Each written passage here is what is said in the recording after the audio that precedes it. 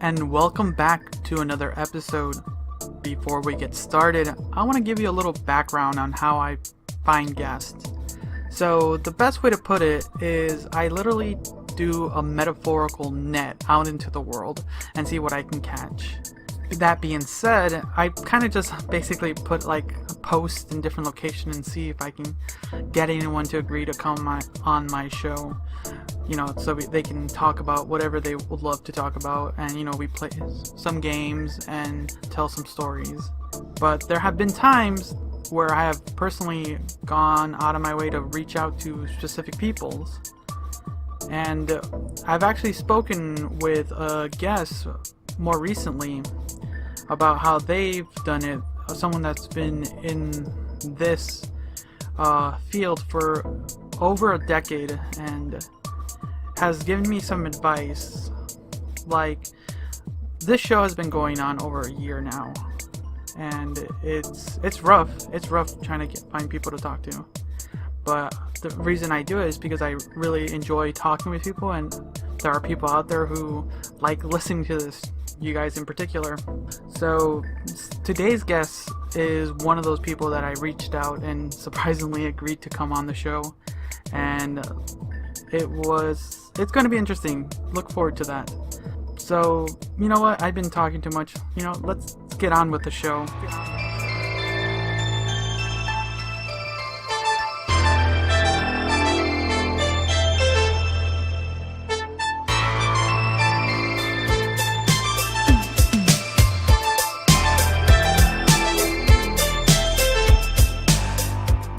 And welcome to another episode of the Convoluted Podcast.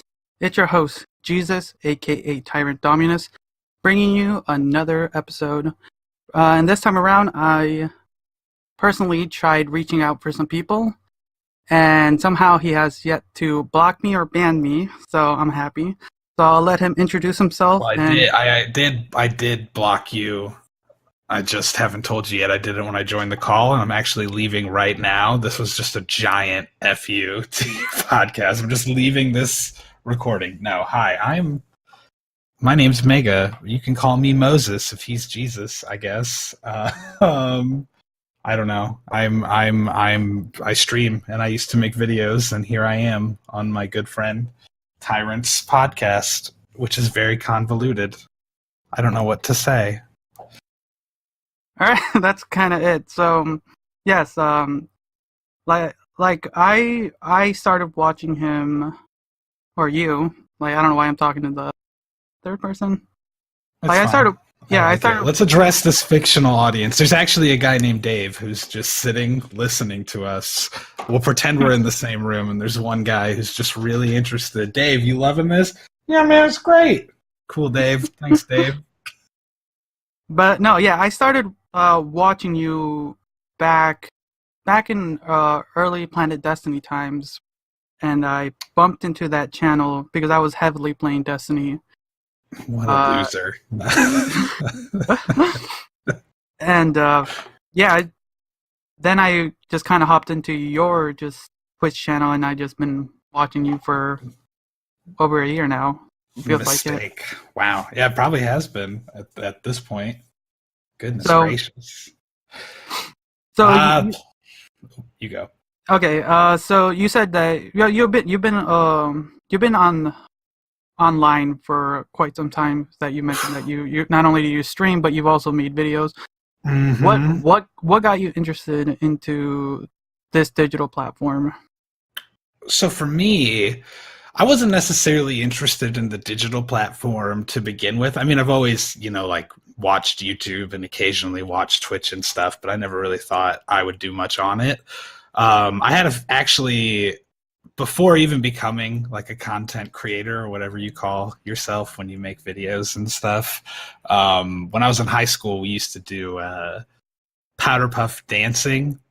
Me and my friends, and we would record those and upload them to YouTube, and we had a few of those get like 2 or 3 million views, so it was always something that was like kind of fun to just make videos. but I kind of just thought that that would be the end of it for me after high school. And then in college, I was boring and I studied math and economics, and then I got bored with that. So my senior year, I got more into like video and film production in general, and especially studying like script writing. And around that same time, Destiny came out, and all my friends that I used to make like the Powder Puff videos and stuff with were really into Destiny, and they all played it all the time, and they started like wanting to make videos in it because, for those that remember, Destiny 1 was like really boring at first. Like there was nothing to do a lot of the time. So they were like, let's throw together some videos. Let's do some stuff. And I was eating lunch with one of them, and he was like, you should get an Xbox and make videos with us. Like, you like to write scripts, you know, basic editing stuff, you know how to make videos too. And so I was like, sure, whatever, I'll join. And at that point, they had put together the first like Husky Raid dance video that went viral and got like 100,000 views or something, and was popular on the Destiny subreddit. And there was like a Kotaku article on it. So then one of them sent me a copy of Destiny, and I bought an Xbox and started playing with them a lot. And I hated Destiny at first, but then I got sucked into it, which I feel like is probably a common thread for people. Like, you kind of hate it, but then you're like, well, I'm just going to sign on and do this one thing real quick, though, because I want to get this one gun. And then you get sucked into it forever, and it dominates the rest of your life. I started playing with them a lot more. We started making a scripted show called Destiny Cops on YouTube. Our channel started growing a bit. We ended up averaging anywhere from like 50,000 to 100,000 views on a lot of our videos. And we were like, well, that's really cool. We made more dance videos that got really popular. I quit working my day job because I hated it. And I wanted to just find something new to do with my time. And in the meantime, I was like, well, I'll just focus on YouTube while I try to, find the new thing I'm looking for. So I started focusing exclusively on just like writing videos for us and working on editing and filming them. And then because of the nature of the channel, since we were a group, production, there was a lot of time where they were like working and I'd be caught up on writing and editing, and I couldn't film things by myself. So I was like, well, I'm gonna try giving streaming a chance because I don't know what to do with my days. So I was like, we had streamed very limitedly on the YouTube channel every now and then, and it was always fun, but I was like, people stream all the time. I want to get a feel for streaming by myself and understand it more. So I set the goal to stream every day for 4 hours for a month and see how I liked it. I ended up liking streaming way more than making videos, and got super into the streaming aspect as we kind of all fell apart from making videos regularly because everyone started getting further along in their real lives, like having babies and getting more taxing jobs. And so it was, I want to say I was working on Destiny Cop Season 2 when I started really streaming on the Husky Raid account with a lot more of my focus on Twitch. That was like 2 years ago. It was February of 2017, I think, where I was still finishing up writing and editing stuff. But it got to the point where that channel started to grow more, and I was the only one really using it. And just for the sake of clearing up financial headaches, let's say, of a channel that's owned by like 4 people, but only one person uses it, I branched off and started streaming on my own channel, and we finished Destiny Cop Season 2, and it was a gigantic headache where we did all the things I've ever really wanted to do creatively in machinima. We made a musical episode and a choose your own adventure episode, and it was a ton of fun, but all of us were kind of falling off of Destiny in general, with Destiny 2 coming out and not being as great as we all wanted it to be. And it was just really hard to get the group focused on making anything. So that we have never officially stopped making videos or said that we're done. It's just been something that we're kind of like, whenever it gets brought up, we're just like, do we really have the time for it? Are we really into it? So our YouTube channel kind of died, but I stuck with the Twitch streaming still, and I've just been doing that for on my own channel for going on a year and a half now, and loving it, baby. And had my own baby along the way too, which takes away even more time for making videos. Every now and then we'll have like a week where we're all like, oh, here's a great video idea, and we'll all talk about it. And then we're like, oh, wait, one of us is like a doctor and has a baby, and one of us works for a television network, and the other one like lives on the other side of the country and just graduated from college officially. And it's like, well, we're never going to make anything, but we still talk about it. And I still have ideas for more YouTube videos and stuff on our channel. It's just not something that seems likely to happen without dropping the streaming or the kid. And, you know, you get in trouble if you drop a baby. That's what I hear. So. All right. Wow. That's a lot of information to take in, but there it is. I'm throwing it at you. You said it was a convoluted podcast. I'm just giving you as much detail as possible. No, and I thank you for that. And it's good to know someone's background a little bit when you only see someone for a certain amount of time when you're watching them stream. Mm-hmm. And it's interesting to know a little bit of their background and how they've evolved over time. You know what? It's funny. You said you found me through like the Planet Destiny podcast, and that is probably my favorite thing that's ever come of making Husky Raid YouTube videos. For anyone who doesn't know, by the way, the YouTube channel is Husky Raid. You should go there. You should go to youtube.com/Husky Raid and watch our dance videos and our Destiny Cops. My favorite thing though is how I joined the Planet Destiny podcast was the guy who owns Planet Destiny just sliding into our Twitter DMs and being like, basically he was like, hey, all of the hosts of the Planet Destiny podcast just quit. Do any of you want to do it? And he was like, it wasn't even like I was chosen specifically or anything. He just asked if any of us wanted to do it. I had the most free time. And he was like, that's cool. If you can't make it, then you can just swap out for one of the other guys in the group, you know, any given time. So he just legitimately thought we were just like interchangeable parts, which is probably my favorite thing about Planet Destiny. It was very oddly mismanaged when I joined. It's better now because my good friend Moonvald has kind of taken over managing it, but it was a hot mess when I got in there. And anybody who knows me knows that like my best Destiny friend is Fallout Plays, who was also on the podcast. And really I'm friends with all the guys that I was on the podcast with, but it's funny because had I not just randomly been the one who chose to join the podcast from that DM, I never would have talked to any of them because I had never spoken to a single one of them or even heard of them before joining the podcast. Like the night we went live was the first time I ever talked to Fallout or Bones or anybody from that podcast, which is funny to me because I was even saying to Fallout, I was like, you know, if somebody really wanted to, they could watch our entire friendship live on the internet because like 90% of it has been broadcast to Twitch through podcasts or through us multi-streaming together. That is amazing. I did not know that. Yeah. that is one thing that's great about being able to connect online. It's one of the few things that even though people are saying that we're so disconnected, these moments you can share with people randomly by just encountering. That's kind of how I've adapted this podcast, is literally talking to random strangers, and you never know what comes out of it. It's amazing. It's true. I think Twitch especially is such an interesting thing for connecting on the internet. Like I didn't know what I was getting into when I started streaming on Twitch, but you know, you visit like large channels and you expect it to be nothing but just like nonsense spam, you know, like it is in a gigantic channel with like 5,000 viewers, you know. But then when you actually stream yourself and there's like 30 people in there, it's like, oh, you can actually like have conversations with real people and get to know them. And most of them are like actually interesting people to converse with interesting lives and not just 11-year-old boys spamming LOL the entire time. Like, I think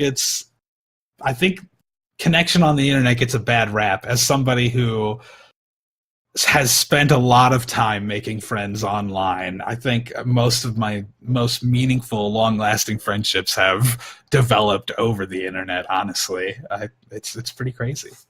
There you go, people.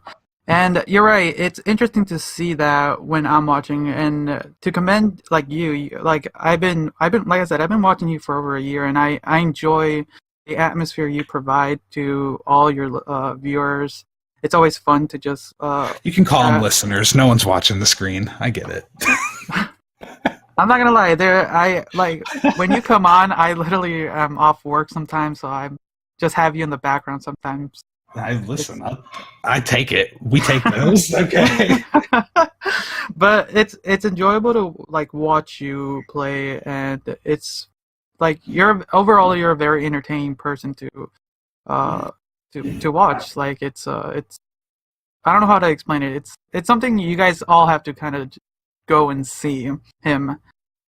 It's just fun. Like it's something I'll say that it's just fun to be in that chat, just watching you. I appreciate that. Fun is my number one goal ever, so I appreciate that. You're welcome. But it's like you said, it's there can be a lot of meaningful relationships that come over online, and it's fun. Like I don't know how to relate that. I'm glad that we have this opportunity these days to just be able to communicate with just about anyone around the world. Absolutely. So, I mean, you know, Puff Maggie. Shout out to my girl Puff Maggie, who hangs out in my stream a lot and is a mod. And it's just like, if you would have told me when I was a kid before the internet existed, because I did have it existed, but I didn't know what it was. There was a brief time in my life where I lived pre-internet. If you would have told me that I would have one of my best friends be a Portuguese woman who lives on an island, who's never left that island. Wait, are you serious? Yeah, Maggie lives on an island, the island Madeira. She has like been, I mean, she's left it. She's been on trips, but she's lived there like her whole life. So like, it's just crazy. She lives on just this little island, and yet gets to interact with the entire world because of the internet. And her, like, she's a video editor. What kind of work would a video editor have living on an island normally? But because of the internet, she gets to, you know, she works on other people's YouTube videos and stuff. Like, the way that the internet lets the work spread out is great too. It's just a cool thing. Internet rules. Yeah. If it wasn't for the internet, I wouldn't have gotten my first internet girlfriend, Halo 2. So thanks, internet. And Christina, why'd you dump me? We had a good time beating Doom 3 together. What's up? Why'd you do this?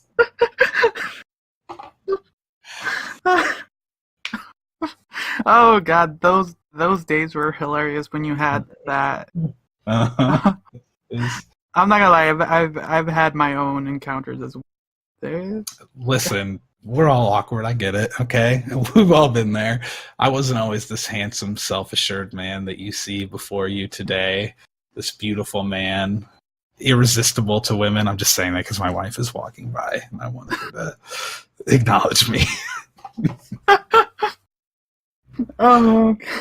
So outside the realm of streaming, tell us a little bit more about yourself.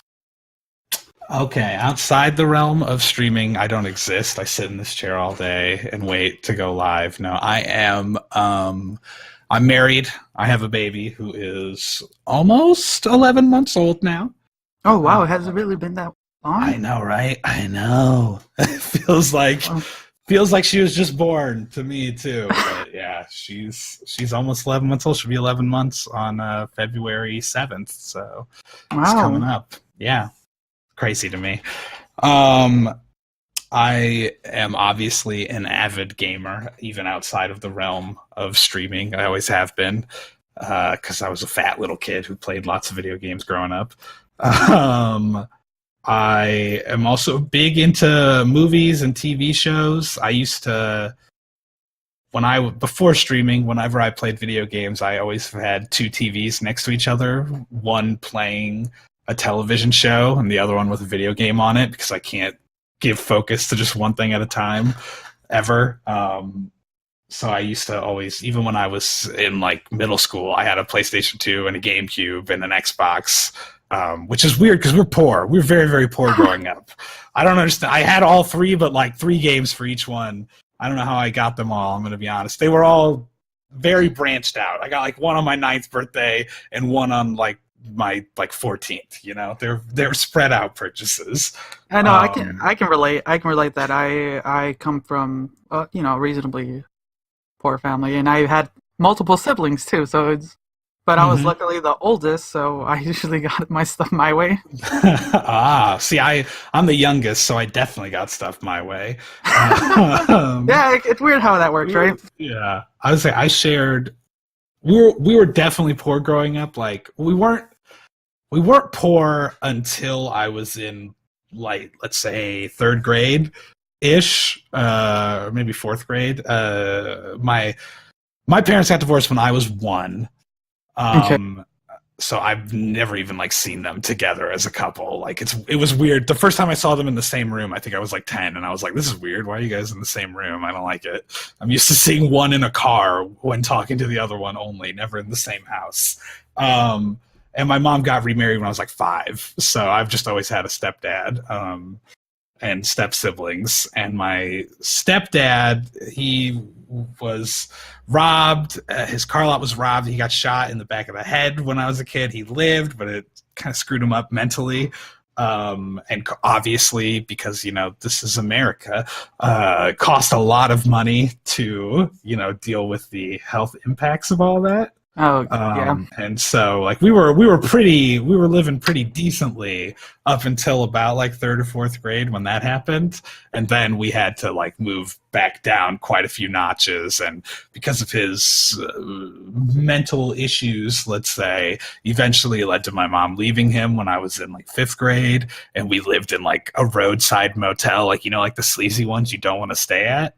Like where you're like, there's definitely cockroaches in that place. We lived in one of those for like 2 months when I was a kid, while my mom like got a job at like Burger King to try to support us, and then moved on up to a trailer when I was like toward the end of 5th grade, and eventually moved to a house between like 5th grade and 6th grade. We moved to a house in a new area, like a new zip code. So that was great to move into a house. Side note, our trailer burned down because of faulty wiring after we moved out. But we moved into that new house, and that meant that I didn't have any friends in that area, and it was like right at the end of the school year, so no time to make friends. But what I did have was a subscription to Halo 2 Xbox Live. So I spent 3 months as a kid doing nothing but playing Halo 2 nonstop every day. Which was probably the onset of me getting addicted to online gaming and to having like a TV show going on at the same time while I'm playing. Is this all leading back to that? Because I think the reason I had 2 TVs is because I shared a bedroom with my stepbrother at that point. We shared a bedroom until he moved out, basically. Even when he was in college and I was in high school, we shared a bedroom. But we had 2 TVs in the room, so I would use like his TV to watch a show while I played Halo or played whatever else on my Xbox back then. It was a good time. So my life has been shaped by having no attention span and playing video games and watching TV to distract myself from whatever the hell was going on with my family when I was a kid. No, it's weird. It's actually really relatable. I like for me, I grew up in a really rough neighborhood, so I really couldn't go outside. So I I literally stayed indoors a lot besides my backyard, but my backyard was dirt and rock. So because my father was really heavy into trying to fix cars for extra money here and there. So he literally got rid of all the grass to just have cars in the backyard and to fix them up. So the only time I really had to have play was because the home we had was like one of those like 2-floor homes. The top floor had like its own living quarters, and the bottom we lived on the bottom, and my cousins lived right on top. So Okay. the only time we got to play with people, or I got to play with people, was when my cousins would come outside, and we really couldn't do much because it was too dangerous to go to the front yard, and the backyard was really like we couldn't really do much. There wasn't we could play like just throw a ball back and forth, but that how long can you do that? Yeah, it gets old pretty fast. Yeah. Throwing a ball. Yeah. So it wasn't around the time until I got the N64 for Christmas is when Ooh, baby. we started really playing together. We had other game consoles early on, like the Super Nintendo and stuff like that, but it was the N64 that really got us all together and playing, like all my cousins and siblings and Playing that Saturn Mario Party, that Super Smash Bros. Exactly, called it. Oh yeah. Mm-hmm. Oh. But that, like you said, it's that thing. It's those kinds of games that kind of distract you from some of the. As a kid, it's when the way I've seen it is, and I've thought back on it. I've realized that I was using those distractions to kind of avoid what was happening around me, because there was a lot more besides just what was happening outside my front door. There was like other family stuff, but I was trying. You try to avoid that. Yeah. But it's interesting how you can one bond with your siblings or family with video games like that during these times, and just how you change too, because like video games themselves have also been a big part of my life and my family's growing up, or at least my. So it's easy for me to relate to that. And on top of that, actually, I had also multiple televisions in my room. It's really weird. I actually had 4 TVs because my dad always picked up random ones. Like, awesome. We that had was my dream. So okay, so one interesting thing is the way my dad set up. He had this like bootleg VCR copier. We would have like 2 VCRs hooked up to 1 VCR, so we would go rent movies at Blockbusters and we'd just copy them over. And That's give the them way to people. do it. Exactly. Oh, yeah.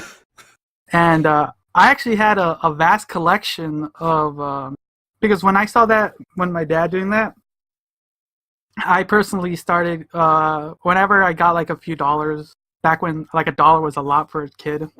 Yeah. Now you can't buy anything for $1. No. When you're a kid, you're like, I have $10. I am impossibly wealthy right now. Exactly, right?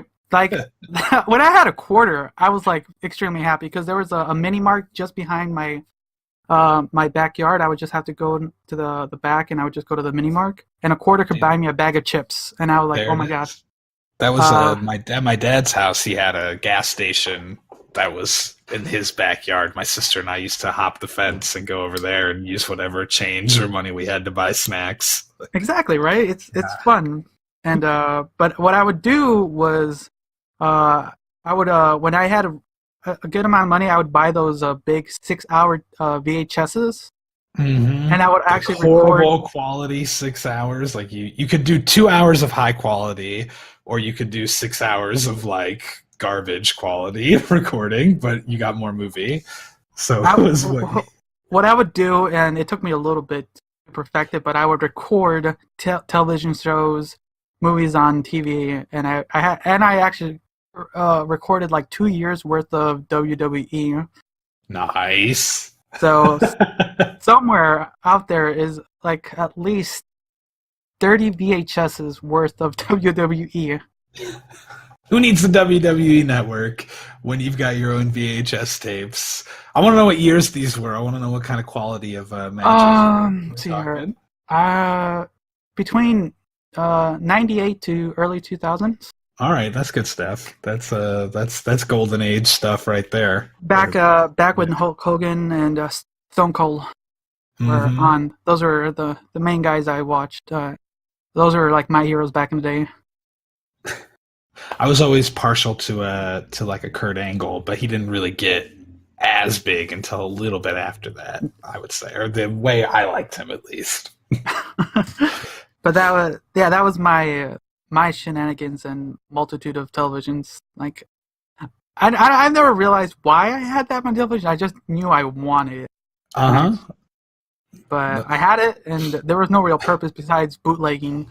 huh.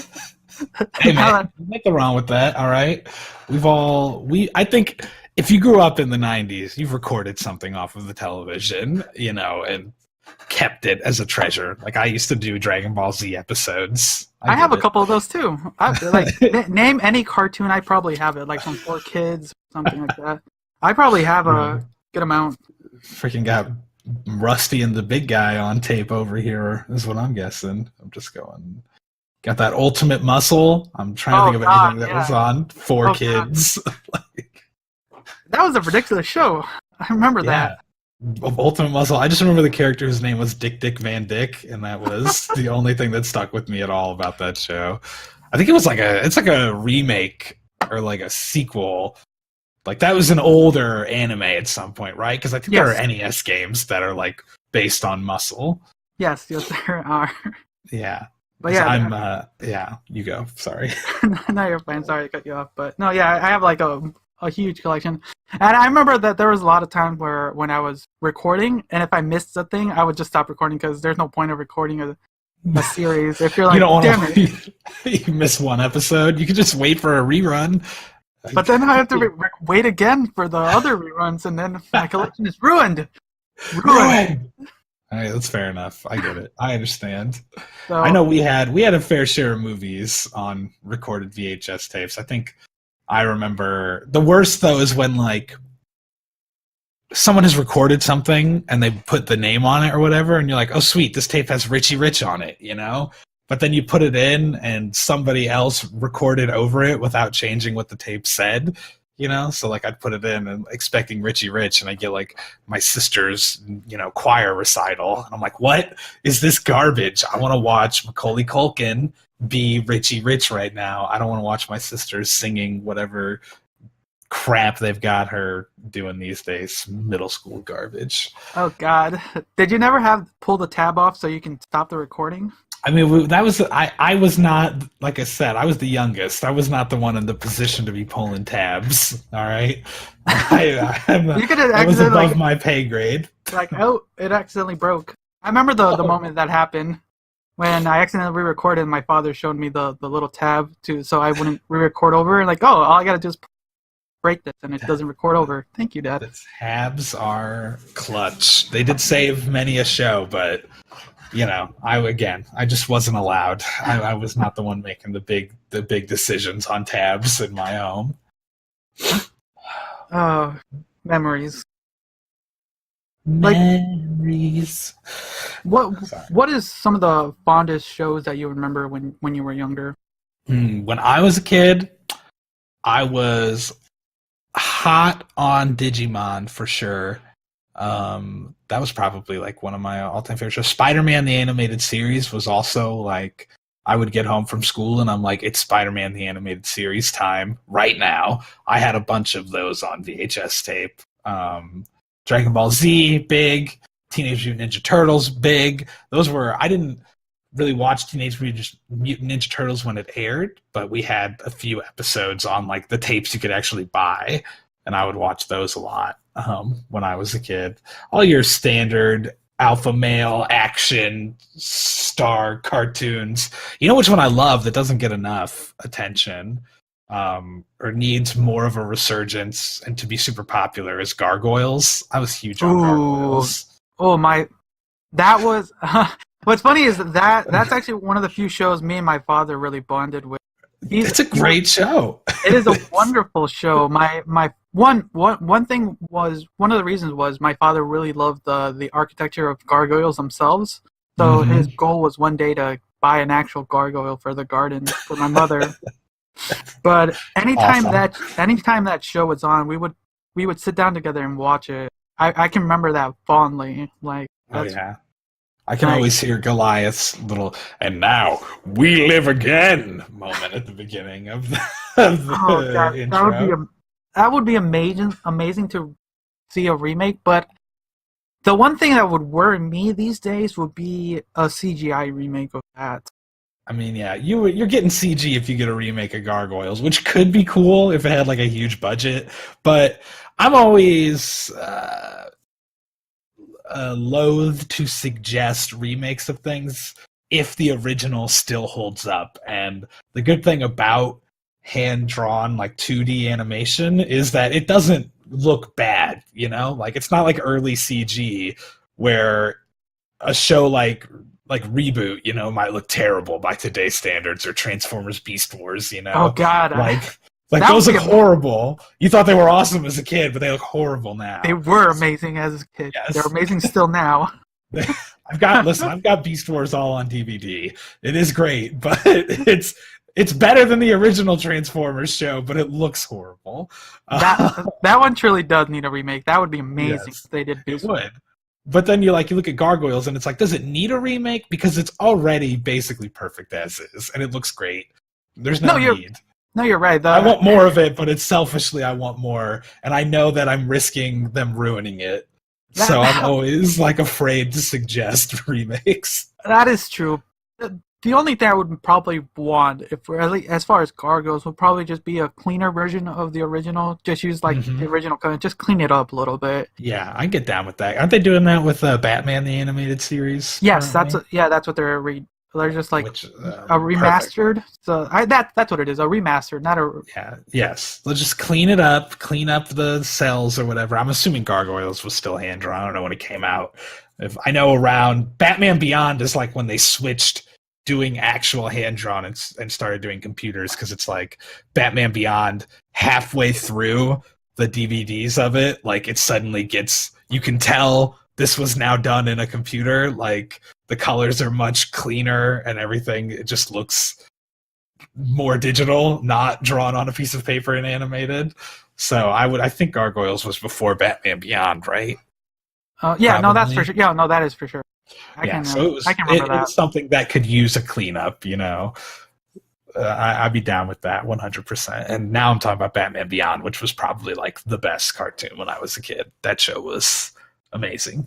I love I think I like Batman Beyond better than Batman the Animated Series. I'm gonna say it. I'm trying to remember, because I can vaguely remember Batman Beyond, because I remember I was like amazed when it first came out, because it was a continuation of the original Batman.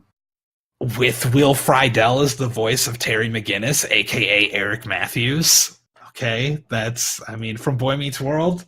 Oh, was it? I did not know that. He voices Batman in that show, and I love it. You absolutely, it holds up today. It's great. You should go back and rewatch all that if you can, because Batman Beyond is like truly incredible. I think it's okay. It's a great show. Like I still routinely rewatch it as an adult. Okay, I'll take that as a recommendation, because I know they ended it with like a couple movies, right? If I remember right. They did. There was a movie, Batman Beyond: Return of the Joker. Or okay, Revenge yeah. of the Joker. I get confused because there's an NES game called Return of the Joker and a Sega one I think called Revenge, so I get confused there. But it is something like that, and Mark Hamill's back as the Joker, which is always great. If you watch that, you're going to want to find the unrated version, with the only real difference that I remember being he actually kills one of his henchmen instead of using like the Joker gas on him that makes him laugh.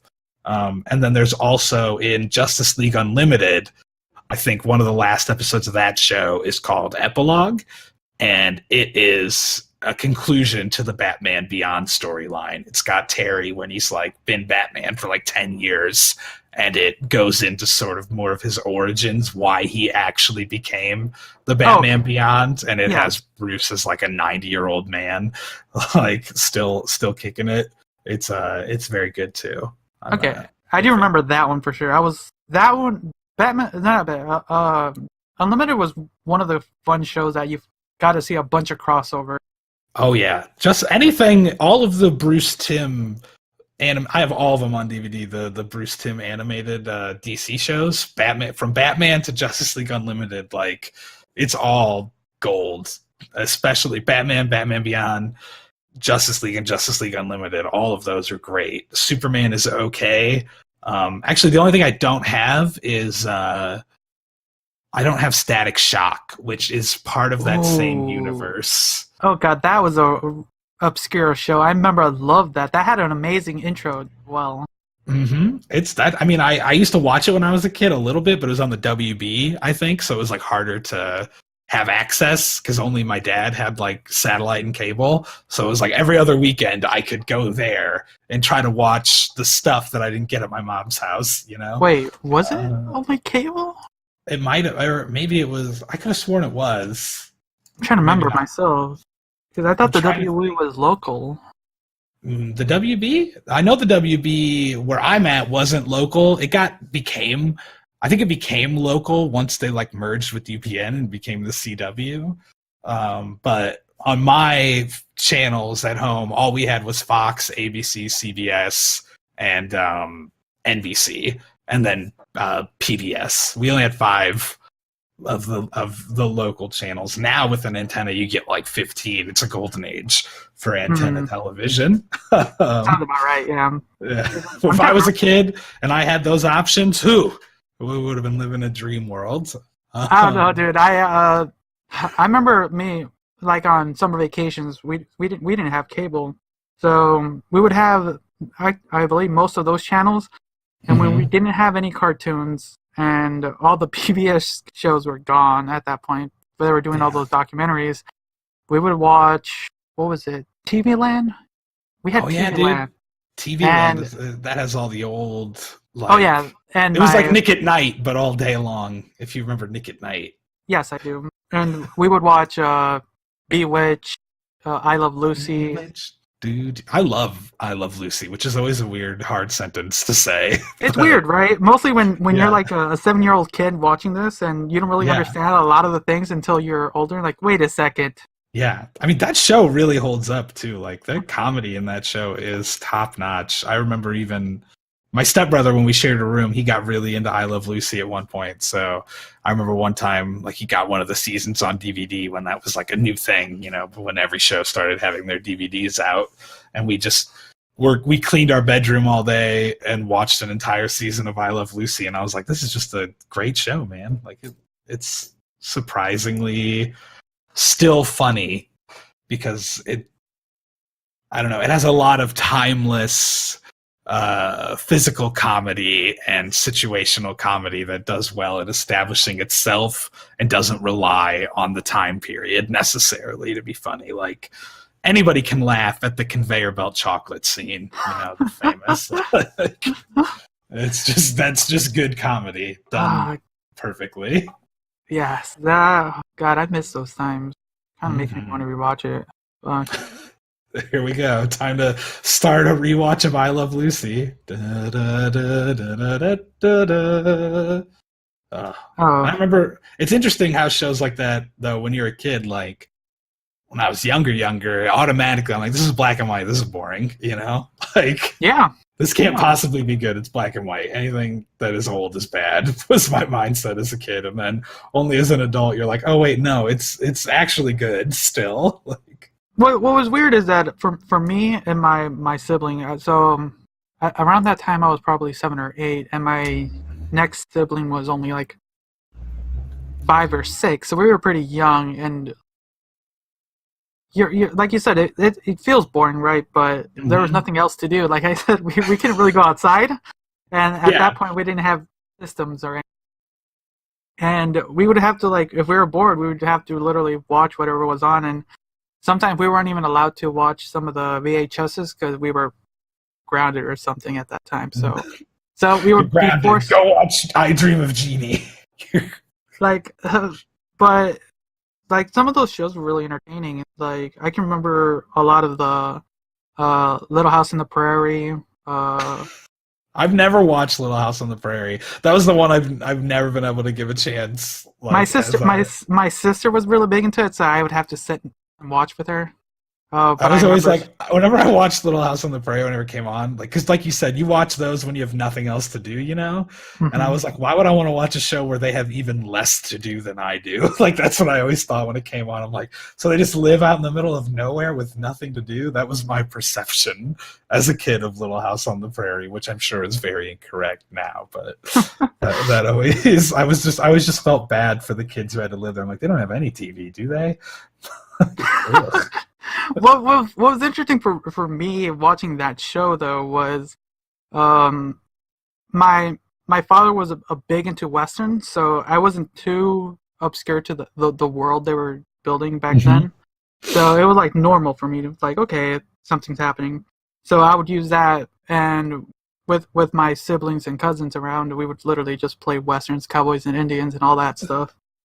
Well, you can't say cowboys and Indians these days anymore, but that. Yes. It's fine. I'm not highly offended. It was what we called it as kids. It's fine. It's a Yes, product guys, of you its can time. say that, and you can say cops and Yes. robbers. Yes. I was more cops and robbers kid. I always thought westerns were boring when I was a kid. Like anything, I think I was too into the futuristic, like because I love Batman Beyond and I love like Dragon Ball Z. Like I wanted like alien futuristic stuff. I was never big on anything Western or outdated as a kid. And like Back to the Future 2 was my favorite, and Back to the Future 3, I'm like, ugh, it's cowboys. Like I wanted the future, man. That's what I was all about. And obviously now as an adult, I'm more well rounded and into it. But I do kind of regret as a kid. I would like because my grandpa was always big into westerns and read like western novels and stuff. And I feel like if I would have just been a little bit more willing to pay attention as a kid, I could have some more knowledge of great movies that I don't have, which is a shame. Okay.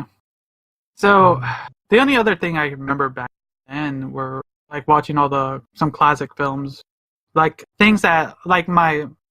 So I'm one of five kids, and I think I my win. There's six of us, so I think I win. okay. I'm just throwing out. I mean, it doesn't even really count because I have step siblings and half siblings. So of full blood, there's only three of us, but I also have a stepbrother, a stepsister, and a half sister. So I've got All right. yeah. You want to start throwing in cousins in there and stuff? No, not cousins. I think I'm Like, estranged from all of my cousins. At uh, some point, my family has fallen apart since my childhood or something. I never see any of my cousins at oh, all. ah, I'm somewhat the opposite. I have far too many cousins. I'm Hispanic, so I have a very Yeah, extended family. I didn't want to be stereotypical, but I was about to say something like, "Well, you're Hispanic, so I assume you have like a." No, yeah, million." I have Yeah. way too many people. You start getting to the realm of when you go to parties, like this is your cousin's aunt's brother. Like, I won't remember that right now. Sure. So yeah, but fuck, where were they going with that? We were talking about movies. Okay, so old movies. So my some of my younger siblings were like a huge 10-year gap apart. Mm-hmm. So some of the movies that I used to watch when they were younger were some of the like classic 80 films. Like why can't I think of 80 films right now? But Films like, from the 80s. Back to the Future, 1985, the only one that matters. there's one. Ghostbusters is the 80s. That's a good one. Breakfast Club? Yeah, Anything Breakfast by Club. John There you go. Hughes. Ferris Bueller. Yeah, another good one. Ferris Bueller's my all-time favorite comedy. I will say that. So, like films like that, those are like weird science things like that. Those films. Oh, that's a good movie. Like I grew up watching those whenever they came on television, and then later in life, like now, when you get a chance to see them, and I like my family's over sometimes. Like, you guys want to watch a movie, and like there's a really good movie, and like they ask me like, well, what is this movie? Like they don't want to see it. Like it's a really good classic movie. You guys should watch it. And it hurts me a little bit because they're my siblings. Like, come on, guys, give it a try. It's a good film. Like, you can say it a lot, but what my question for you is what's a film you have tried to suggest to your siblings / friends that you feel is underappreciated from your youth? That is a good question. Let me see here. Now I have to think. Just to siblings, okay. I can say a really easy one though. Okay, you can or if you want. My sister flat out refuses to give Star Wars a chance. Oh wow. She thinks it's super boring. She watched like 20 minutes of it once with like a boyfriend. She's like, it's just boring. And I'm just like, it's insanity to me that she just won't watch it at all. I'm just like, ooh, what's wrong with you? I think I'm the only person in my family who's seen all the Star Wars movies. My mom saw the first one in theaters because Harrison Ford was in it. And that is it as far as I know of it. I don't think any of my siblings have ever watched them except my stepbrother. I got him to watch the original trilogy and he liked it. That is the only family member I have. So that's the best I got for that question. Because I'm like the opposite of you. Like I said, I'm the youngest, with my older brother being 11 years older than me. And so I'm the sibling you would have wanted to have. I watched like any movie he suggested as a kid because it was my older brother, and I was like, okay, well, I gotta watch that because he says it's good. So I've watched a lot of 80s and like 70s movies and stuff. Here's one that I have a hard time pitching to friends or suggesting is the original Halloween, because it's so old. A lot of people assume it won't be scary, because it came out in like 77, something like that. And so it's like people don't want to take it seriously. They think this is an old movie, it's cheesy, it's dumb, slasher movie. They associate it heavily, I think, with like Friday the 13th, which is more kind of a dumbed down version of it. But the original Halloween, I think, is like the perfect horror movie. I think it's like the best horror movie ever made. And it's one of my top 5 favorite movies, period. And I've always had a really hard time getting friends of my age to be willing to give it a shot because they're so used to, a lot of them are like only children who are just used to watching whatever. They grew up with like Saw and Paranormal Activity. They didn't watch anything before their time because they didn't have siblings making them. So that's probably the movie that I push the most on my friends, like around Halloween season. I have a rule: anybody who I've ever lived with, I make watch that, and it's like basically anybody who I've lived with loves that movie now. All of my roommates from college, I watch Halloween on the 1st of October and on Halloween every year. And so like I'll get texts when October rolls around from like my old roommates like sending me pictures of them watching the movie and stuff because I created like the tradition for them as well, which is always fun. There you go. Oh God. Thinking about it, like I remember thinking about some of the old classic horror films. Like it's not that a lot of them don't hold themselves still. It's I think these days people are just too what's the word?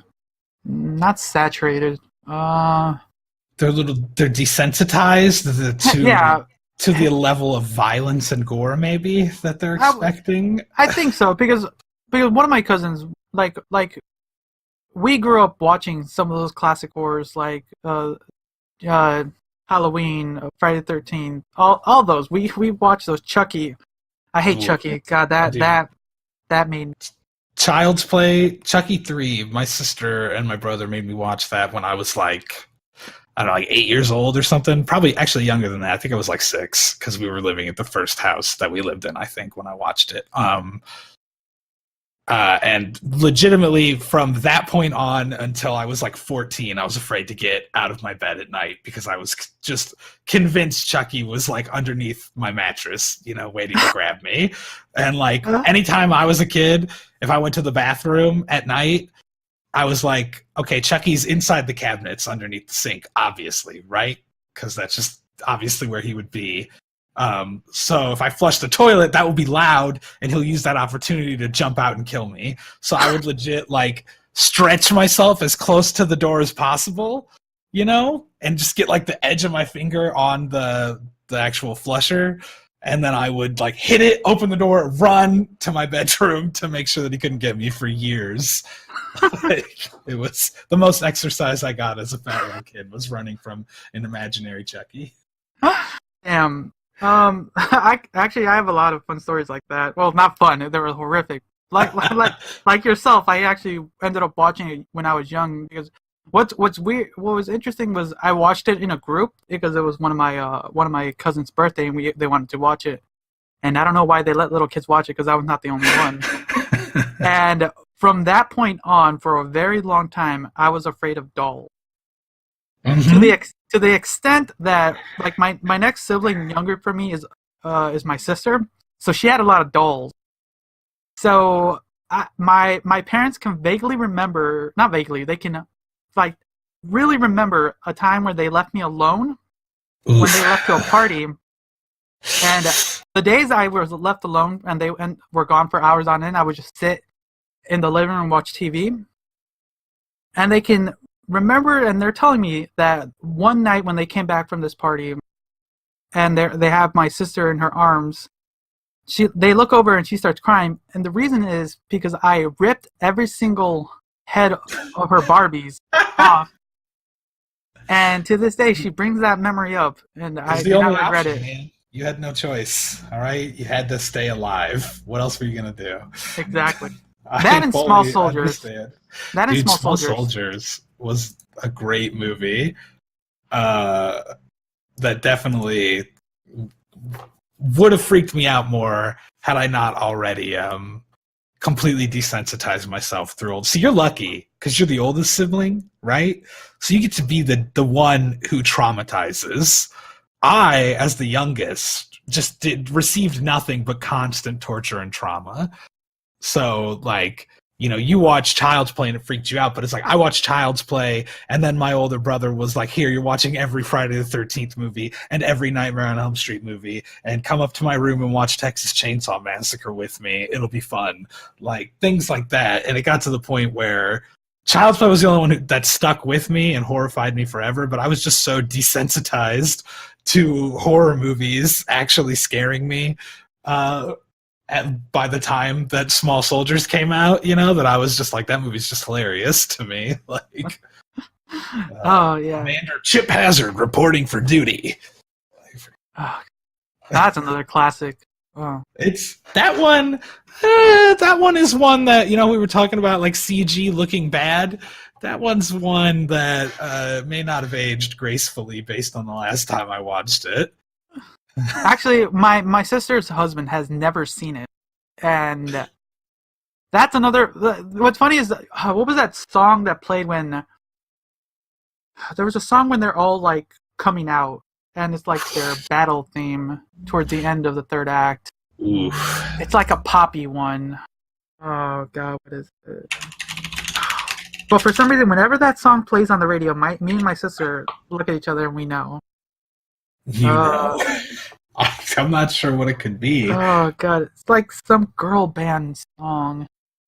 Because I never remember the name of the song, but when I hear it, I know it and I remember it. Now I'm gonna have to rewatch Small Soldiers to figure this out. So that's pretty upsetting that you're gonna make me have to do this. Just skip. I had a Small Soldiers alarm clock. I was actually just talking about this the other day on stream with Fallout. I had a Small Soldiers alarm clock that was Archer, and like the alarm clock would go like, "Halt! I am Archer, emissary of the Gorgonites." So, that's amazing. Oh god! God. That movie, I always wish there was more to the Gorgonites in that movie. Let's turn this into a Small Soldiers podcast. I always wish they would have developed the Gorgonites into their own TV show or something. No, yeah, I was like they had a lot of interesting lore. Like all the monsters were really cool looking. Like I don't know. Like that was a time when they were doing a lot of movies and then TV show tie-ins, weren't that? Because there was like Men in Black cartoon and Godzilla cartoon to the horrible 1998 Godzilla movie. Like I remember those. Good. I actually really loved that Godzilla movie when I was a kid. That's one of the first movies that I remember seeing in theaters. My mom let me skip school so we could go and see Godzilla together in theaters, and that's a magical memory for me of a movie that is terrible. But that's fine. When you're a kid, you don't know better. It doesn't matter as long as it's entertaining as a young child seeing a giant dinosaur. Yeah, I mean, I had never seen a real Godzilla movie, so what did I know? you know. And I thought that actual Godzilla looked really stupid in comparison when I was a kid. So Really? props to you guys. Yeah, when I saw it, because it's a guy in a suit, you know. Oh no, And I was a yeah.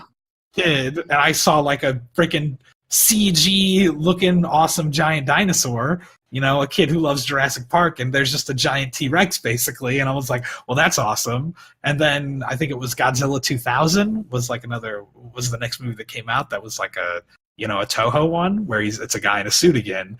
And like I watched the trailer for it and I'm like, what is this? This looks so stupid in comparison. And I cringe at that fact now because I love practical effects and monsters and suits and stuff. But as a kid, I was so just like, ugh, that looks dumb. Give me CG, you know? Oh wow, that's weird because I remember, like I said, the few things me and my father ever bonded with were films and television shows, and I remember like we would watch because he had connections because we lived near an Asian market, so he would get those like knockoff VHSs, but they were actually the Godzilla films, and I remember we would watch those. And I remember just watching all those classic Godzilla movies, and I loved them. They were, I don't know why. I'm thinking about it, like, why did I like them as a kid? I mean, listen, when you're a kid, they're basically just like a higher quality Power Rangers. I mean, who wouldn't want to watch gigantic monsters fight? Like, oh, yeah, that makes more sense. Yeah, that's yeah. Yeah. I mean, I get it. Who doesn't want to watch Godzilla versus Destroyer? Like, that's just my favorite monster name. I look for any excuse to say it whenever I can. Then here's a question. Then we've been talking a lot about films from our youth. Like, as far as Godzilla, what have you seen the trailer? And if you have, what are your thoughts on the upcoming Godzilla film? Okay. See, like I said, I haven't watched a lot of old Godzilla stuff. I am cautiously optimistic about the new one. I like that they have a lot of monsters in it, the classics. Is there any new monsters? I can't remember from the trailer. I know we saw Mothra and King Ghidorah, and Rodan is in it, right? Yes. But is there anything new? Because that's one thing that always kind of... I want nostalgic callbacks, but I also want to innovate, whenever I'm watching something. Like a new entry in a series. Shoot. I'm trying to remember. I like that Millie Brown, whatever her name is, who plays 11, is in it. I think she's a great actress, so that could be really good. I just am worried because the last movie felt like Godzilla was there, but he never really felt like a presence on screen, Like, I saw it in theaters. I haven't seen it since, but I remember it always felt like we're following these humans and Godzilla's in the background, We never got what felt like an awesome, true focus on Godzilla just being a badass. And as long as there's Godzilla being a badass, I'm in. And I know that they're making Godzilla versus King Kong as well, I think, which is always a stupid matchup, in my opinion, because King Kong is like a tenth of the size of Godzilla, but they have to fudge with the size to make that work. I'm trying to think right now the current scaling for these films. I would say in the in the King Kong movie that they did with John Goodman. Is John Goodman in that movie, or am I making that up? I know John C. Reilly's in it, and Sam Jackson or something. The newest one, the Skull Island, that one. That was actually a pretty good movie. Not a great movie, but a good, like, if I could watch that one in a drive-in, and like make out during it, I'm like, that's a good make out movie. It's, you don't really have to pay that much attention, but the visuals are nice to look at when you come up for air. King Kong was pretty big in that movie, to be fair. I think they kind of sized him up a bit in preparation for a fight with Godzilla. We'll see how it goes, but that'll be fun. I just like that there are dumb giant monster movies, but I'm more interested in, like, I wish that Pacific Rim 1 would have been better received, and that Pacific Rim 2 could have still been Del Toro, because I'm more interested in new ideas than just kind of rehashing nostalgia. And Pacific Rim was a cool new world that there was still a lot to do with. I never saw Uprising. I'm still waiting to watch it. But I thought that the first Pacific Rim was a lot of interesting ideas, just not executed as great as possible. The only missing element was great monster designs. That's kind of a problem, though, with modern monster designs. I feel like they never... I don't know what it is about them. They always feel like kind of beigey nonsense, you know? Like, they never have really well-defined characteristics of, like, what kind of monster are they. I think the fact that monsters used to be a dude in a suit forced them to come up with maybe more, like, relatable designs, because it had to be something you could put on a human's body, so it kind of had a shape to it that the human eye could automatically grasp and understand more, as opposed to, like, everything feels like it's a giant tick monster or something now in, like, Pacific Rim. I don't know. I don't know how we got on this tangent of me talking about Pacific Rim, but I like Pacific Rim. I hope Uprising isn't as bad as I've heard. That's it. That's the end of what I'm saying. I'll let you know that I personally didn't enjoy the first Pacific Rim until I watched it at home. Then I realized I wish I saw it in theaters. I can tell you that I thoroughly enjoyed Pacific Rim 2 enough that you'll be well entertained, but then you'll be a little bit disappointed that there won't be a third one. My biggest thing with the trailers was I felt like they lost the coolest aspect of Pacific Rim, which was the weight of the world. Like, the way the machines moved in the original Pacific Rim, like, it felt like this is a giant machine that is struggling to exist. You know, like, it should not be able to move, and it's slow and clunky. But in the new one, the trailers made it seem like they were basically like Transformers. Like, they could do, like, backflips and stuff, it looked like they were moving very fluidly. So that's my only thing that I'm worried about. But well, the way they explained it a little bit is that there's a good time skip, so people have developed it over time. So okay. So this is like a sequel, like, way later? Like substantially at least later? Like a decade later. Because the son of the main character of the first one is, like, an older teenager and everything. Gotcha. Okay. Yeah, like, what's his name? Boyega, he's the main actor for the second one. He did a reasonably good job. He's a great actor. So, he is a great actor, so yeah. So I was like, I fully felt his acting, and that kind of worked well within the rest of it. But that's kind of, I'm going to say that you will be entertained with the second one. Perfect. I'm supposed to go over to a friend's house and watch it in the near future. So, because we saw the first one in theaters together, and he got it on the new one on Blu-ray for Christmas, but he's waiting to watch it until we're together. So, because we're the only people that we know that like that movie. So, there we go. All right. If you don't like it, then you can at me. I will hold you personally and financially responsible. I don't know what finances, but they'll be your fault. All right. So we're getting towards the end of the show, and so there's a point of the show where I usually ask my guests to tell a story of, like, the weirdest, strangest, most convoluted thing that you have ever encountered, you've ever seen, or you've ever done. Mm-hmm. I was thinking about this. This is a hard question for me to answer because I live a very sheltered indoor life most of the time, and I'm a straight-laced goody-goody guy. But what you might not know is that at one point in time, I was actually a renowned thief of great acclaim in the world of Midwestern Indiana-based show choirs. So it all started my sophomore year of show choir. If you've never been to a show choir competition, which I would hope you haven't, if you're not part of a show choir, I don't know why you're going to show choir competitions. They're horribly boring.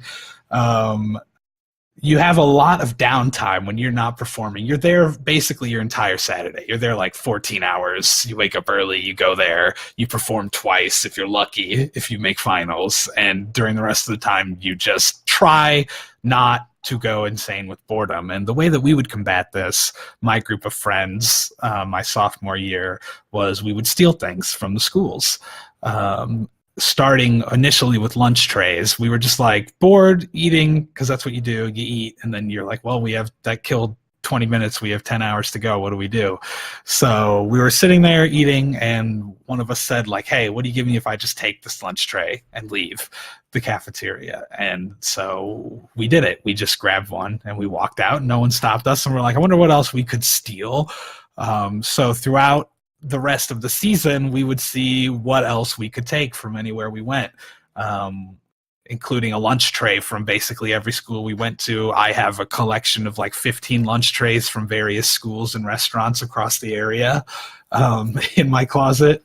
But our notable thefts included a broom, which we smuggled through one of the kids' pant legs back to our dressing room and hid in somebody's garment bag. I have a chair that we stole from my own school during our own competition that we used. We got out by like sneaking out a back door and running out and throwing it in someone's trunk. And I used to crack my back for years, because anyone who's ever gone to a high school knows the best way to crack your back in the world is to lean over a high school chair, because they're always half height, perfect on your spine. So all throughout college, I kept that in my room for back cracking. But our greatest theft was the yellow toucan, as we called it, which was a caution wet floor sign, which it took us 3 attempts to steal a caution wet floor sign over the course of an extended overnight weekend show choir competition trip at an unnamed school in the Indiana area. First, we were at the high school, roaming around through boredom, and we found sort of the side entrance to the building where there's always that the in-between area where like you come in from the outside, and then there's like the reception desk, and they'll like buzz you in to let you into the school. And we went into that in-between area because we saw a caution wet floor sign, and one of us said, hey, this would be fun to take. Do you think we could? And somebody had a backpack with them, and we were like, yeah, we can probably make that work. So we go in there against the rules, obviously, and we grab it and we stuff it into a bag, only to realize that we are in fact trapped in that area now, because the door, there's no one there to buzz us through, and there's most definitely there had to have been cameras on us. So we made the decision, okay, let's not steal this, as we waited like an hour for somebody to let us in. We just waited for anybody to walk by this part of the building that no one's even supposed to be in, so we could pound on the doors and get them to let us through. So we did not, that was a mission failure. We did not get the yellow toucan on that mission. We did steal a high school stamper that has the address of the school, though, off of the desk of the reception area during the time we were bored, which I still have, and which we would use in further years to stamp any school we visited in an obscure place to see if it would be there the next year, including one that was still there at least 3 years after I graduated. When I would go back, I went back anytime our show choir would be competing at that school. I would go and look, and the stamp would still be there. So we failed getting the caution wet floor sign on that attempt. Next attempt, after the competition, we go to a mall as a school to like eat and shop, because we're on an overnight thing. We're there for an extra day, whatever. When we're walking around the mall, we see a caution wet floor sign in a closed off area. We're all like, well, this is a sign from above. We have to get this caution wet floor sign. As soon as we make a break for it, though, to try to grab it, a mall security guard on what were those things called? The ones that you leaned on, a Segway comes blowing through the area right when we're about to grab it, and gives us a really dirty look. So being the cowards that we are, not actual high quality thieves, we decide to leave it there and consider this mission a complete failure, and that we're never going to get a caution wet floor sign.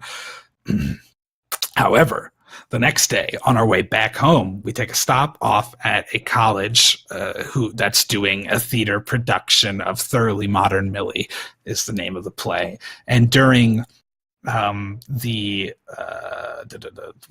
it called? In the middle of the play, when you get a break, that I can't think of the word right Intermission? now. Intermission, thank you. During the intermission, where the four of us are kind of walking around doing our usual thing where we go through the doors we're not supposed to go through because we're very bored at this point of being around musical theater productions and being in schools where everything's closed off. We go into a set of doors that are closed off, and we find a caution wet floor sign sitting on the landing at the bottom of some steps where there's no cameras, there's nobody there. So our plan, we're like, we have to get this caution wet floor sign. It has to happen this time. We can't let a third one slip through our fingers. So we grab it and we move it to the men's room, where our plan is to figure out a way to get it onto the bus in the limited time after the show, so that we can take it home with us. The problem is all of us ride the same bus as the choir director, and none of us have any bags with us or anything to hide it in because we're in this school to watch a show. The buses are all closed. We can't get on them to get a bag. We have no way to actually smuggle this on, but we say we'll figure that out later. We watch the rest of the show. Later comes. We get into the bathroom and we're all just like, what are we going to do? What are we going to do? One of us is wearing a jacket. So we decide we're going to stuff it up the back of his jacket and he'll just have to like hold it there and hide. But when we put it up the back of his jacket, it just falls out instantly. Obviously, his jacket doesn't have the strength to hold a caution wet floor sign in it unless he pulls the drawstrings on it for the bottom to hold them tight. But if he lets go, it loosens and the thing falls right out. So he comes up with the brilliant plan because he's already kind of a weirdo. He's actually a member of Husky Raid himself, and the weirdest member by far. He is now a doctor and has a baby, a very weird baby. This man pulls his drawstrings tight. We're all trying to figure out what we're going to do. He says, "Don't worry, I got it." So he walks out of the bathroom holding his drawstrings. Everyone's like looking at him like a weirdo, and he just goes, "Jetpack engaged," and proceeds to make jetpack noises, pretending he's flying a jetpack all the way to all the way to the bus, where we get onto the bus. I get on ahead of him, distract the choir teacher with some inane question about nothing, so she doesn't notice that he clearly has an oddly shaped back with something stuffed into it. He gets to his seat, sits down, very straight-spined for about 30 minutes of the bus ride, then pretends to turn around to nonchalantly talk to our friends that are sitting behind us. While he does that, I slowly slide the caution wet floor sign out from under his back, and we pass it with our feet to the back of the bus where our bags are located, where we stash the caution wet floor sign, thus completing the greatest heist of all time, I would say. And that's my very convoluted theft story for you. Oh god, it was so hard not to laugh at that. Oh god, that is amazing. That is amazing. The thought of you guys doing that. It was very stupid and one of my fondest memories. And I want to thank you for sharing that. That is amazing. Oh god, no problem. that is so great. I'm just seeing. Oh god, I can actually picture this like a. Oh god, it's very dramatic in my memory. It's a very frantic moment in the bathroom where we're all like, "What are we gonna do? What are we gonna do?" And he's just like, "Guys, I got this." And jetpack engaged and goes for it. And nobody questioned it. He had spent so many years being such a weirdo that nobody once thought, what is he doing? We never heard anything about it. And as far as I know, the choir teacher never found out what we were up to. So I consider it a great success. Oh god, that is amazing. That is also, my mom never asked me why I was coming home with lunch trays, a broom, and a caution wet floor sign. So I don't know what was going on in her mind that she thought that was totally normal to have those things. that's a bonus. Oh god, thank you for sharing that. That really puts a light in my heart. I'm glad. Oh, okay. Oh, that is great. So, honestly, that is a very amazing And What's the statute of limitations on stealing caution web floor signs? Because if any law enforcement officials are listening, that story was made up. I promise it didn't happen. honestly speaking, as far as theft goes, it's 7 years. So. All right, well then I think we're good. We're cool, baby. So I did do it. Can't catch me, coppers. All right. So now it's time for the game show.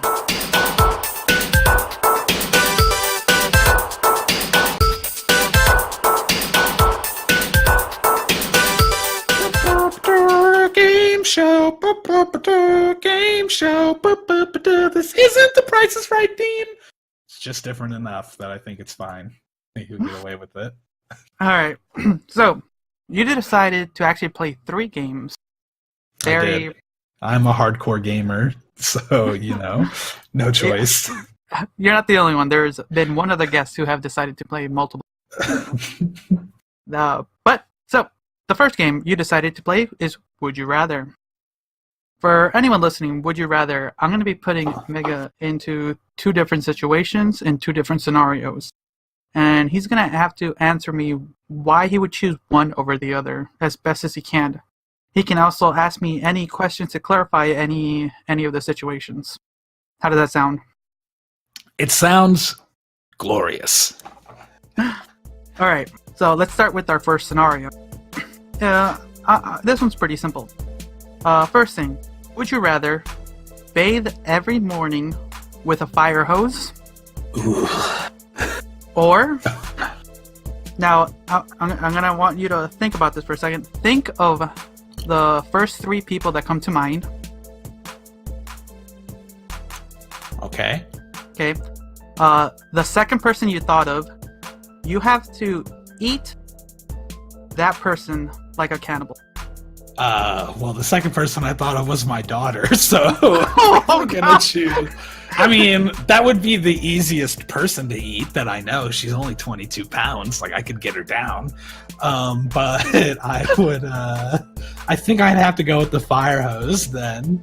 Well, here's the question. I'm choosing it no matter what, but is it that I have to bathe with it every morning, or that's the only way I can bathe every morning? You have to bathe every morning on the dot. Okay. And is it just me? Do I do this? Am I managing the fire hose and cleaning myself, or is there like a second party that's using it like to blast me with it? Because logistically, I just don't even know how I would manage it. Although, if it's just me, I think I could comfortably bathe with a fire hose because I could just shoot it straight up into the air and let the water fall back down on me. In this scenario, I would let you do it alone if that's what you wish. I prefer to do it alone, baby. I think, I'm going to go with the fire hose rather than eating my daughter. It's close, though.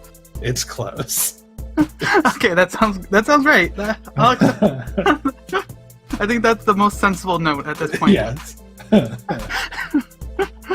All right. All right. The second scenario. Okay. Would you rather work the graveyard shift at a QVC selling male enhancement pills, or only use technology from the 18th century? I'm gonna have to go. I would rather work this. I wouldn't honestly mind working the late shift at the CVS selling male enhancement pills, as long as I don't have to help anybody use them. I think I'm fine with that. I'll deal with some creeps, and a graveyard shift would honestly be perfect for my schedule. I could make money, and then I could stream during the day very easily. And I live right down the street from a CVS, so it would honestly be very convenient. I actually just choose that one in real life because I'm signing up. I hope you can find a way to make that one actually happen. Because technology from the 18th century would mean I would never be able to stream again, and that would not be fun. I wouldn't have the internet, and as we've discussed today, the internet is the greatest thing. So that's an easy choice. Easy would you rather. Done. All right. So you have acquired a new job selling male enhancement pills. at your local CVS. I am so down with that. Do I get an employee discount too on just the pills? Because that's enough, honestly. That's enough reason. Well, you work for the company, so I'm guessing yes. All right. Well, this is such a win-win. This is a great answer. All right. So, like I said earlier, you decided to play multiple games, so we're gonna be heading into our second game. Our second game is Love Match. Love Match is literally a knockoff of the old game show Love Match, where I'm gonna be setting. Love Match. I'm making up a theme song real crappily. All right, sorry, go on. So I'm gonna be setting you up with 3 different women. Each of them have some very interesting quirks about them, and I'm gonna ask you why you would choose one over the other. Okay. All right. So here we go. Let me double check all this stuff. This is my professionalism in the works. Your professionalism is showing. You're so professional. Wow, I'm impressed. Oh, that's too easy. Damn it, why are these so easy? So easy. Well, look at Alright, this. let's get started. I'm ready. Alright, our first contestant is Sarah. Sarah is quite adventurous. Also, she has a twin, and they're totally down. Okay, alright. I'm interested. Okay. Our second contestant is Allison. I hope I pronounced that. You did. You got it. Allison is a professional wrestler. On top of that, she owns and drives a time-traveling DeLorean. Ooh, okay. And our last contestant, Eliza. So, Eliza has the ability to take you on vacation to fictional worlds. On top of that, she lets you play video games during sex. So I'm going to get halfway through one level if that's the time that I'm gaming. Okay, good to know. So at the moment, who is piquing your interest? I'm picturing these women as their namesakes, since I chose names for actresses that were on Buffy the Vampire Slayer. And so Sarah Michelle Gellar has always been my boyhood fantasy. So the prospect of 2 Sarah Michelle Gellars is really too much to turn down. It's definitely a tie, maybe between her and Allison with the time-traveling DeLorean, but that has potential for a lot of paradoxes, and I don't want to accidentally erase myself from existence. So I think right now Sarah is the front runner. All right, let's continue then. All right.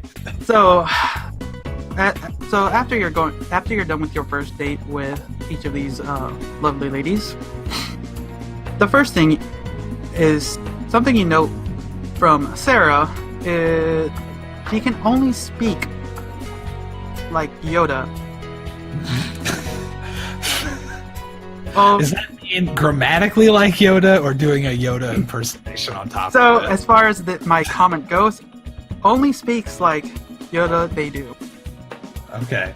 But they still have their own voice. It's not like it's Frank Oz's Yoda voice coming out of their mouth while they speak like her. Or while they sometimes she does. She sometimes does. Sometimes she just does the Yoda impression while also speaking like Yoda. Good. Yes. Okay. Let's see here. Now, does that? Oh, I just want to clarify too. Is that also the case for her twin? That's totally down. Now her twin's normal. For some reason, okay. you got the Yoda girl. Okay. So, Allison, our DeLorean wrestler, you find out that she is also a clown pimp. I have questions again. Is a clown pimp someone who is a pimp and also a clown, or somebody who is a pimp for clowns, or is it a mixture? Does she dress like a clown herself while pimping, or does she simply have prostitutes that are dressed as clowns? That one, I'll let your imagination run wild. You and the audience. All right. You have to get together with her to learn more. I would imagine all parties are clowns in this scenario. So she is dressed as a clown while whoring out other clowns. That's what I'm picturing. Also remember, she is also a pro wrestler. Yes, she is. So she's like Doink the Clown in female form. Okay, good. All right. Our last contestant, Eliza. Our fictional world traveling, let you play video games while having sex. The thing about her is she tells you that he laughs sensationally during sex. Well, that's normal for me. That's how it always is. I'd have my headset on anyway. I'm playing video games. Who's going to even notice? I think Sarah's still the front runner here. I was already a little bit worried about Allison being a pro wrestler being too tough for me, you know? And adding in being a pimp is really pushing it to this is a person that is too hard-edged for me to handle. And probably has a host of mental problems if they're a pimp and a professional wrestler. They're most definitely addicted to some sort of painkiller or substance, you know? I can't deal with that. That's too much. So far, Eliza has the least pros going for her, in my mind, but also her negative isn't that harsh. So she's kind of bumped up. I think I could deal with Yoda speak, though. I think I could get over it. So, I would like to ask your final answer. Who would you like to go out with? I think my final answer is gonna have to be Sarah. I think we'll give this a shot. Give this a shot, we will. All right, there you go. Our adventurous win, Sarah. I hope you and possibly her sister get along. There it is. I mean, that's the real long con here, is to ditch her for her sister that doesn't talk like Yoda. Let's be real. You're still live. Yeah. The show's not over yet. Oh, okay. Oh, no. All right, there you go. That was Love Match. I enjoyed it. All right, our final game. So, our last game is Inheritance. You'll be the first person actually to play this game on this show. Ooh. So, for anyone listening, Inheritance is basically I'll be offering my contestants an X amount of money, and they will be rewarded that, except this inheritance comes with a cost, a possible curse. So they would have to agree or deny the money. So, are you ready? I am ready. Interesting. So, I'm gonna offer you, I'll start easy. I'm gonna offer you $1 million. But whenever you commit one of the seven deadly sins, you learn when and how someone around you will die. Ooh. I can't prevent their deaths, I'm assuming. You could try, but that would just alter. Think of it like Final Destination. The 7 deadly sins, I have to remember what they all are. Lust, gluttony, greed, sloth, wrath, envy, pride. Yes, actually you called it right. Good job. Alright. Oof. I'm pretty gluttonous and lazy. I'm going to be knowing when a lot of people die. That could be dangerous. But it can also not be that bad knowing when they're going to die. Is it like, do I see a vision of their death? Do I have to actually like watch them die? You have a clear picture in your mind, like a mini GIF. It's $1 million though, right? Yes, $1 million. Now, see, even by taking it, that's greedy. I'm already getting somebody by doing that. Think about it. $1 million is a lot of money, though. Explain to me a little bit, like your thought process here. Well, I'm thinking, I mean, I feel like it would be just really annoying to have to police my own actions so much for the rest of my life. Like, $1 million is a lot of money, but that's money that would, you could foreseeably blow through in a few years, let's say, like buying a house, buying a car. You could save a chunk of it, but I got a kid who's going to be going to school and all that too. $1 million could make a huge impact on her life, but at the cost of me knowing exactly when she's going to die and having to witness a clear image of it could be pretty rough. So I think I might turn down that $1 million because it's a lifelong curse for an amount of money that might not last my entire life. You know what I'm saying? And a very detrimental curse, I feel like. That, especially if I was like 70 and you made me the offer, I'd be like, yeah, I'm going to die soon, whatever. I'll take $1 million to get me through the last like 10, 15 years. But at 27, I'm looking at maybe another 60 years of knowing basically every single person I know, I'm going to see when they die and how. And that's going to be really frustrating to deal with for like 60 more years.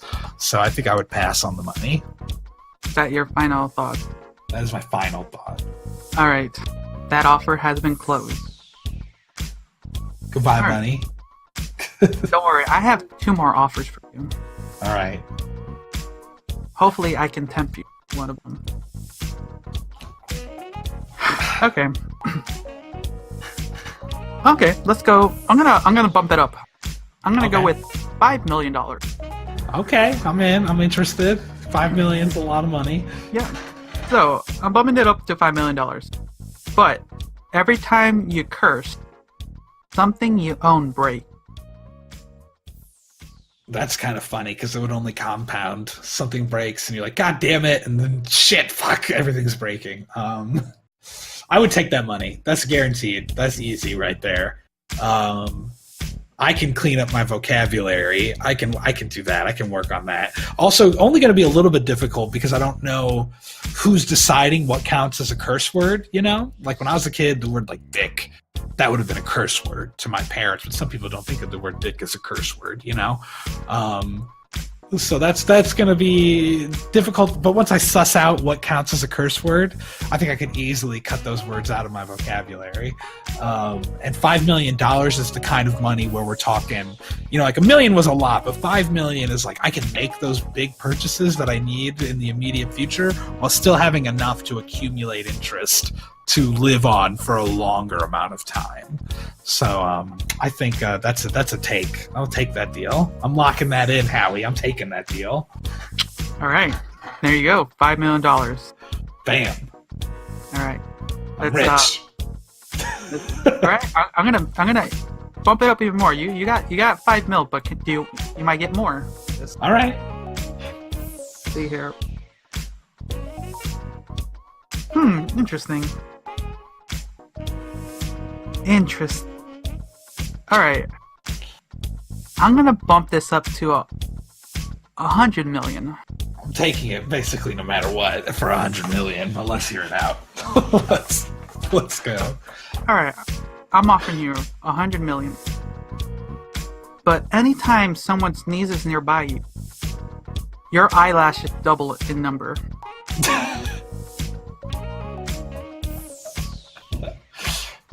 For $100 million, people sneeze around me quite a bit. Eyelashes are double number. Can I pluck my eyelashes? Yes, they will, That's okay, if I can pluck them, for $100 million, I can pay someone to freaking anesthetize me and pluck my eyelashes all day. That's easy bet. If you told me $100 million, but someone's going to shoot me in the face right now, I would have taken it. That's money that's setting up my family forever. That's that's gold. That's happening. I'll double my eyelashes. Let's do it. It's gonna suck to blink, but I'm not getting any dust in my eyes anymore. I'll tell you that much. Final offer? Yeah, taking it, locking in. All right, you walk out of here with $105 million and 2 curses. I'll take those. It's fine. I'm gonna buy a house that's hermetically sealed, and no irritants are in it that can even cause someone to sneeze. And if somebody tells me they're getting sick, then they have to go somewhere else. That's it. That's what I'm using my money on. All right, and that was inheritance. We have our contestant who just won an X amount of money. And how do I get that now? Do you write me a check? Don't worry, I have it all in Bitcoin. Okay, perfect. So look forward to that. Look forward to that. So thank you for playing. So this is the time where I let my guests basically promote themselves, where they can find you and all that jazz. And all that jazz. You can find me on Twitch at twitch.tv/MegaMagwitch, on Twitter at twitter.com/MegaMagwitch. You can probably find me in the men's room offering a good time at your local Pizza Hut at like 8:30 p.m. All it will cost you is a piece of stuffed crust pizza. I think that's a fair deal, personally. Otherwise, leave me alone. Don't try to find me. I'm not worth it, and don't bother me. That's it. That's all. There you guys go. So I want to thank my guest, Mega, for taking the time to join me. It was a really entertaining to talk with you, verbally. Yes, it was nice. It's a nice change of pace to exchange verbals and not just me yelling at words in chat. But no, I really appreciate you taking the time from your busy schedule to getting a chance to chat with me and having my audience listen to you and anyone listening from your audience to get to know you a little better. I enjoyed it. Thank you for having me. Yeah, you're welcome. So once again, everyone, I want to thank everyone for listening. You can always catch the Convoluted Podcast just about anywhere where podcasts can be heard. Google Play, iTunes, Spotify, iHeartRadio, YouTube. Just literally look up the Convoluted Podcast. If you want to get a hold of me, you can find me on Twitter or Instagram at Tyrant Dominus, or you can literally go to tyrantdominus.com. So there you guys go. You can find all of Mega's links down in the description. So until next time, see ya. Bye.